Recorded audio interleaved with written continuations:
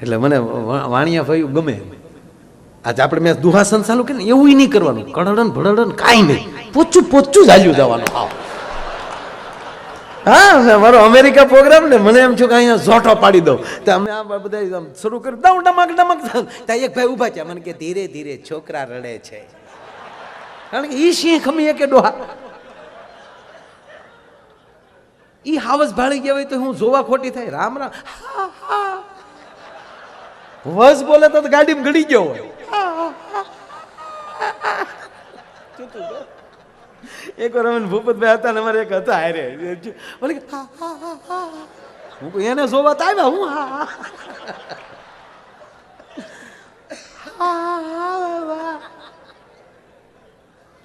શારદી તાવ રહ્યો. ચોથા દિવસે મેં ઘરના ફોન કર્યો, શું કરે ભાઈ? મને કે એટલું જ કરે.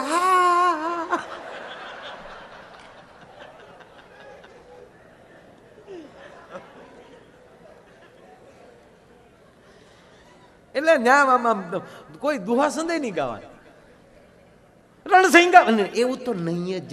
રણસિંગ તો વાગવું જ ન જોવે લે. ગીતે પૂછા પૂછા હકીકત. પંખીડા ને યા પિંજરું પોચું પોચું લાગ.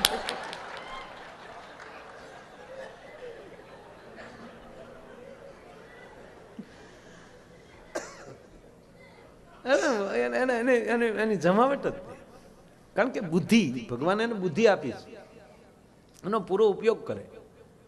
આપણે જેટલા ગાડીઓ લઈએ તો આપણે જે વરણ નાખીશું ને ગાડીના વાહે નામ લખશું. અમે તો લખીએ છીએ, આપણે આયર હોય તો ગાડી લીધા વાહે આહિર લખી નાખીએ, કાનુડો દોરી નાખીએ. બેઠો કાનુડો હોય તો માનવાની ભરવાડભાઈની ગાડી છે, ઊભો કાનુડો હોય તો માનવાનું કે આયરભાઈની ગાડી છે. કાનુડાના ભાગલા પાડી દીધા. વડલા હેઠે કાનુડો રમતો હોય માનવાનું રબારીભાઈની ગાડી છે, દેહાઈની. આપણે કોઈ દી વાણિયા લખ્યું, વાણિયા ગાડી વાહ એને ખબર છે ન લખાય. આ ઘા હોય તો ભટકાડતા જાય. અને આપણે લખ્યાનું કારણ એ છે કે ઓલા ભાડે તોય આઘારે લીટો પડશે તોય તે બારીના રૂપિયા લે.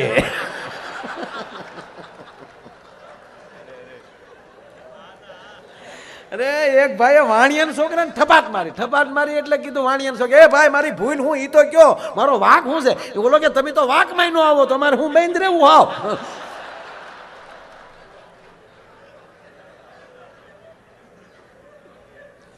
લઈ કોમ આમ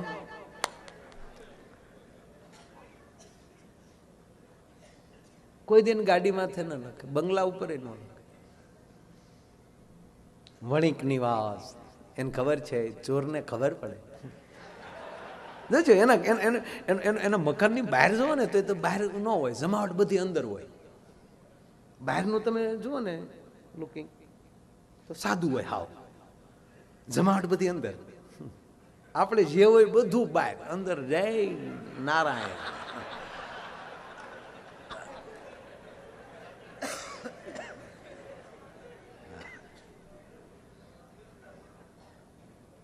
આપણે ગમે એના ગીત જ પહોંચાય. અને પાછું જો આપણે એમાં સ્વામી જાન હોય ને તો જાનની અંદર હવે તો ઠીક છે, પહેલાં તો ગીત ગાતા ને, હવે તો કોઈ ગીત ગાતું જ નથી બેનું, કારણ કે અમને ગાવાવાળાને બોલાવી લે. મુશીવાળાએ ગાવાનું બેન કર્યું એટલે મુશી વગીરનું એ હાવ બેન કર્યું. હાવ જ્યારે કોકના લગ્ન હોય તમને કલાકાર રાખી દે ને, અમે કલાકારો જાણે કેમ ને માસીને દીકરા વીરા મારા જાગા માગા જાગા માગા, ગીત એના રોજ નામ જ બદલવાના. વાણિયાની જાન જાતી હતી, બારવટિયા આડા ફર્યા.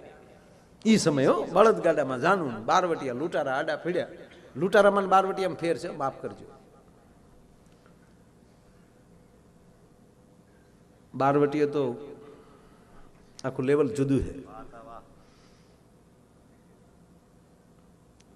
મેઘાણીએ 100 સંતોને પુસ્તકો લખ્યા અને 100 બારવટિયાના પુસ્તકો લખ્યા, કારણ કે બે લેવલ છે. એક માળાથી ભક્તિ કરે છે, એક તલવારથી ભક્તિ કરે છે. શું કામ? ઓલો માળાથી આ દેશના અન્યાયોને કાઢવા માગે છે, અને આને એવું થયું કે હું માળા રાખીશ તો જે મારે કરવું એ નહીં કરી શકું. એ તલવાર એની માળા બની જાય છે, અને એવા પાપીઓનો સંહાર કરી અને સાહેબ એનું લેવલ ઊંચું લાવે.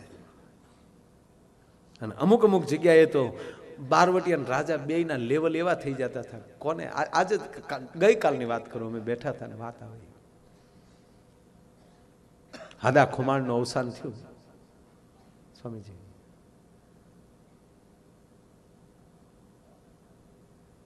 જોગીદાસ ખુમાણનો બાપ હાદો ખુમાણ, ડાયરો બધો ભરચક ચોરે બેઠો છે, અને થોડી થોડી વારે જોગીદાસ ખુમાણ આમ ઊંચા થઈ જોવે છે. કોકે કીધું કાં ભા કોઈની રાહમાં છો? કે હા. મારું ભાવેણું કેમ ન આવ્યું? ભા ભાવેણું જૂનું ચોરે નથી તો આવી ગયું છે સવારના વહેલા. ક્યાં છે? નદીના પટમાં.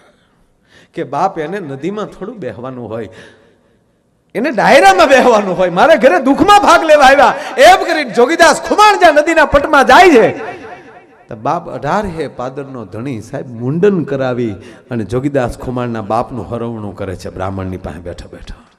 અને આમ જોગીદાસ ખુમાણે જોયું, બાપુ હા જોગીદાસ, તું તો બારવટે ચડેલો છો અને ક્યાંય ડુંગરોમાં રખડતો, તને વાવડ મળે ન મળે, અને તારા બાપનું હરાવ્યા વગરનું જવા દઉં તો મારું ગોહિલવાળ લાજે ભલા માના. અને તેથી જોગીદાસ લાકડી પડે પગમાં પડી ગયો. તો બાપુ તમે મને કેટલા ઋણમાં નાખી દેશો. ભેટ્યા છે ત્યારે કહે છે, જોગા હા બાપુ મેં તને કુંડલા આપ્યું, તારું બારવટું બહાર પાડું છું બાપ, મેં તને કુંડલા આપ્યું. અને તેથી આ દેશનો બારવટીઓ બોલ્યો છો કે હવે જોગીદાસ ને નાવલીનું પાણી ન ખપે બાપુ, હવે હું પાછું લઉં તો જોગીદાસ લાજે. એક એમ કહે છે હું આપું છું તો એક ના પાડી દે છે, કારણ કે અંદરથી કરુણા પેદા થાય, અને કરુણા જ ત્યાગ લાવી શકે, વિરોધ જડતા લાવી શકે. અને વિરોધ શેમાલી પેદા થાય? તમારી અંદર પડેલા ક્રોધમાંથી. ક્રોધ શેમાલી પેદા થાય? કે તમારી આંખની અંદર રેલી અદેખાઈ થઈ. અદેખાઈ શેનાથી પેદા થાય? કે તમારી અંદર પડેલા અવગુણથી. કે અવગુણ શેનાથી પેદા થાય? કે તમારી અંદર જ્ઞાનનો અભાવ છે એનાથી. તો શું કરવું પડે? જ્ઞાન એક દીવો પ્રગટાવી નાખો એટલે ઓટોમેટિક ઓલું બધું વયું જાય. કે જ્ઞાન શેનાથી પ્રગટ થાય? કે તમારા સદગુરુથી. એક સદગુરુ પાસે તમે વ્યા જાઓ તો બધી જ્યોતું થઈ જાય. એટલે બારવટિયા ટૂંકમાં વાણિયાની જાન જાતી હતી ને લૂંટારા આડા પડ્યા અને બંદૂકો ફોડ્યું, કાઢી નાખો જે હોય. વાણિયા કે હાલે તારા તો આવી ગયા, કપૂર સંગ 8 લાખ આવી ગયા. છોકરીઓને કીધું ગીત બેન કરી ગયો, કારણ કે ગીત પેલી વરણની ખબર પડી જતી કે આ વરણની જાન છે. એ ડાય કોમની દીકરીઓ ને સાહેબ ગીત બેન નો કર્યા, ગીત સ્વામીજી બદલાવી નાખ્યા, બીજા મીડા ગીત ગયા. વીરની હીરે જડેલી કોથળી અસ્તરો જો લાખાય વીરો જગે મગે. ઓલા બારવટિયા કે મરો મરો, આ તો આપણા વહવાયાની જાન છે, જવા જો આમ નીકળી ગયા. બોલો બુદ્ધિથી જીવો, કારણ કે 21મી સદી છે એ બુદ્ધિનો સમય છે. હા, એક કાળ હતો જેની પાસે જાજા પશુ એ મોટો માણસ, પશુધન પ્રાધાન્ય હતું. એ સમય પછી એક એવો આવ્યો જેની પાસે જાજી જમીન એ માણસ મોટો કહેવાતો હતો, મોટો જમીનદાર એનો મોટો કહેવાતો હતો. એ પછી એક સમય એવો આવ્યો કે જેની પાસે જાજા હથિયારો એ મોટો માણસ કહેવાતો હતો. ગાવાળા ગોવાળ મારે એની તલવાર. એ પછી એક સમય એવો આવ્યો કે જેની પાસે જાજા પૈસા મની પાવર એ મોટો કહેવાતો હતો. વર્તમાન 21મી સદી જેની પાસે જાજુ જ્ઞાન અને જેની જાજી પાસે જેની બુદ્ધિ. સાહેબ આ બુદ્ધિનો સમય છે, આ કોમ્પ્યુટર યુગ છે. આપણે ભણતા જ્યારે સિલેટ હતું, અત્યારે છોકરાને સિલેટની ખબર ને લેપટોપમાં ડાયરેક્ટ લેપટોપમાં. અરે 3 વર્ષનું છોકરું થાય તો સાહેબ મોબાઈલનો લોક ખોલતા આવડી જાય છે. દેતા નહીં મોબાઈલ, ઓળખી જાય તમે કોણ છો ભાઈ.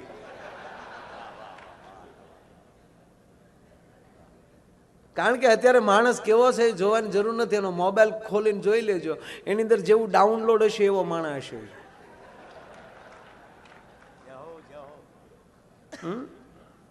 અરે તમારી ઘરે મહેમાન આવે ને તો એ કેવો સંસ્કારી છે, કેવો બુદ્ધિમાન છે એ જાણવા માટે ઇન્ટરવ્યૂ લેવાની જરૂર નથી. અને તમારે ટીવી ચાલુ કરીને હાથમાં રિમોટ આપી દેજો, જેવો હશે એવી ચેનલ આવીને ઊભો રહી જાય.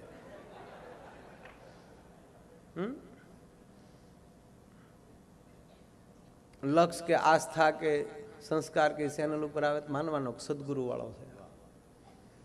આ ચેનલોને હું ધન્યવાદ આપું છું કે એની ઉપર કોઈ દિવસ નબળું નથી દેખાડવામાં આવતું.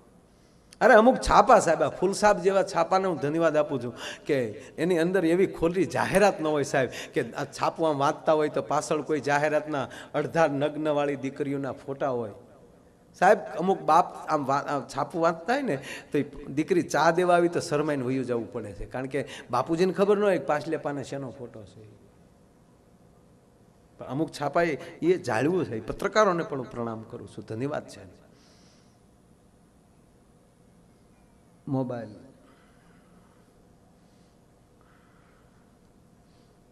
સારી વસ્તુ છે.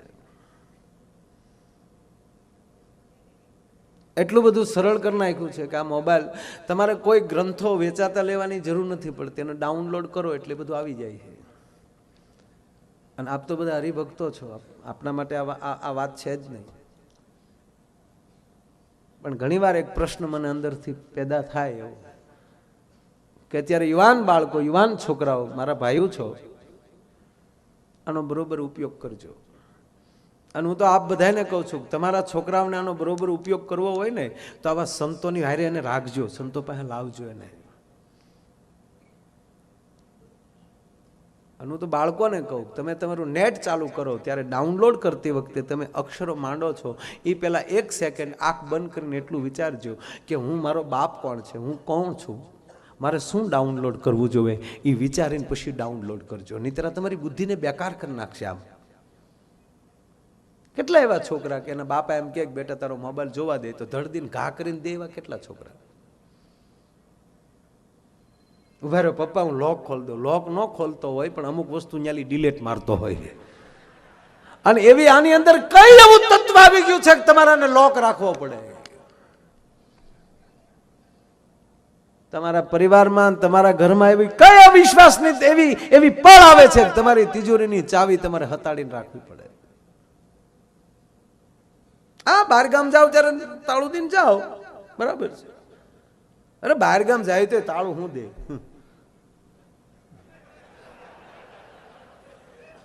હકીકત કહું, મેં મારા ઘરે કોઈ દી તાળું નથી આપ્યું. આ માઇકમાં સંતોને હાજરીમાં કહું, અમારે કામ કરતા હોય બેન, એ બધી બેન હોય ચાવી. અમે 10-10 દિવસ 15-15 દિવસ બહાર હોય. એને જોતા હોય તો લઈ લઈ પૈસા. હંગરો કરો છો તો તકલીફ છે ને. આવતા જાય એમ આવા મહાપુરુષોને દેતા. હા પેમેન્ટ તો લઉં છું, 3.5 લઉં, પણ પછી હું મારે કેટલું મારા ઘરે રાખવું તો માઇલો નક્કી કરે સાહેબ. બાકીનો રૂપિયો મારે ક્યાં વાપરવો હોય મને ખબર છે.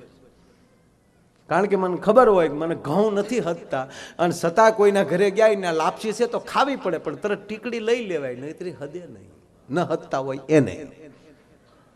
એમ સાધુ, બ્રાહ્મણ, સંત, ચારણ, આ દેશનો બ્રાહ્મણ એ લેવાને લાયક છે. બાકીના તમામ સમાજને એને દેવાને લાયક છે સાહેબ, દેવું જ પડે, એમાં કોઈ શંકાને સ્થાન નથી. એક ગામમાં તો જે ભવાઈઓ રમવા આવ્યો ને, અને જે પેલા જોઈએ છે મશાલ લઈને આવે, એ નમો ગણેશ દેવ નમો બલવંત એટલા જો ધામા કોણ બળો ધીંજાક ધીંજાક ધામ ધીંગ. તા તો એક જણે કીધું અહીંયા આય મસાલિયા, ઓલો કૂદીને ગયો, એમ કે કંઈક દેવું લાગે, ન્યા ગયો કૂદીને, કીધું મસાલ હેઠી રાખે, થોડીક મસાલ હેઠી કરી, હજી નીચે કરી, ઓલે ધડ ખિસ્સામાં બીડી કાઢીને જગવી લીધી, જાવા દે. એ મસાલ્યો સીધો કૂદીને ભાઈ બાજુના માંડવામાં, ઓલા જે તૈયાર થતા હતા ને એને કીધું હતા એના કપડા પોતપોતાના પહેરી લ્યો ને પોટકા બાંધો. કે કેમ તક પડમાં ભલે ગામ વાટું જોઈ રહી, અંધારામાં પોટકાલીને ઉભે નેરે સડો.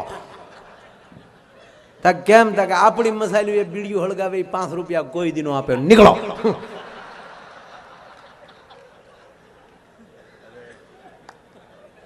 એટલે આપણે મને યાદ છે, આપણે નાટક ભવાઈ જોતા, વડીલો બધા ખબર હોય. એટલે ગામમાં ભવાઈ રમવા આવેલા ને એ ગામના સરપંચ બેસી ગયેલા, પગી પહાયતા, ગામધણી માણા બધા બેસી ગયેલા, કારણ કે એની મંજૂરી લીધી હોય પહેલાં. એટલે એ મળવા જાય ગામધણી માણા હોય ને, તમારા ગામમાં અમારે નાટક રમવા આવ્યા છે, તારે કંઈક ધાર્મિક નાટક કરજો, અમારું ગામ ધાર્મિક છે એવું કહી દીધેલું. બધાય આવ્યા. ગામના નગર શેઠ, વાણિયાના દીકરા નગર શેઠ, એ ન આવ્યા. અહીંયા મને જો વાણિયા બહુ ગમે, સ્વામીજી મને વાણિયા બહુ ગમે, મારા વધારે પ્રોગ્રામ એનામાં બહુ હાલે. પાલીતાણા નજીક રહ્યું ને મારે. હા, અને હકીકત એના પોછા પ્રોગ્રામ. હા, 1.5 કલાકમાં તો એ રાજી થઈ જાય, આપણે રાજી થઈ જાય. 1.5 કલાક બહુ ચરચ, મજા આવી ગઈ, બહુ ચરચ, કેટલું ચરચ બોલ્યા છે લે. અને એને ઓછા પૈસા કઈ તારીખ નો આપે, કારણ કે એ તો મોટા મોટા કલાકારો મુંબઈથી લાવતા હોય, એના 50 લાખ રૂપિયા પેમેન્ટ હોય, એવા કલાકારો એ લાવે. અને આપણે એમ કહે કે 5 લાખ લેવું, તો એમ કે એમાં શું લઈ લેવાનું હોય, એમ કે એમ હાલે. આપણે કહ મરાવીએ, તું કઈ બોલી નથી કરતો, પણ એને પેમેન્ટ વધારે જ કેવું પડે કે ઓકે, તો એટલું પેમેન્ટ હોય તો એ છારા જ હોય. અને પછી તમે જે બોલો એ હાલે. હું કામ એટલા બધા પૈસા લેતી થોડું મોડું બોલતા હોય. લે ખરેખર સમાજ બીજી નોંધ જ નથી લેતો, એમાં અમારું બહુ હાલે. આ તમે એટલા વર્ષથી ડાયરા ભજન સાંભળો છો, કોને આખું ભજન મોઢે છે? આખું કીર્તન કોને? સંતો બોલાવે એ કીર્તન અહીંયા રે, બાકી કલાકારો જેટલું ગાય કોને મોઢે છે? કારણ કે અમને કલાકારોને જ મોઢે નથી, તમને મોઢે ક્યાંથી હોય? અમને મોઢે હોય ને તમને કહેતા હોય તો તમને મોઢે થાય. મોઢે અમે વાંચી અવડા તો થેલાવે, તમને એમ ક્યાં પૈસા નહીં, સોપડા ફીર્યા હોય. એ વચન રે વિવેક નહીં પાનભાઈ નથી અહીંયા રહેતું, તેને ક્યાંથી અહીંયા રહે? તમને આગળ મને અહીંયા હોય ને તમને અહીંયા રહે. સંતોને યાદ છે એટલે આપણે યાદ રહે છે. સંતો બોલે છે યાદ એ માટે રહે. હવે ગંગા સતી કેટલા વર્ષો પહેલા ભજન લખ્યા સાહેબ, 52 જ ભજન લખ્યા છે. હજી આજની તારીખે ગાય તો એમ લાગે કે હજી નવા જ લાગે છે. એનું કારણ શું છે? કારણ કે એની અંદર તશ્ય પડ્યું છે કાંઈ.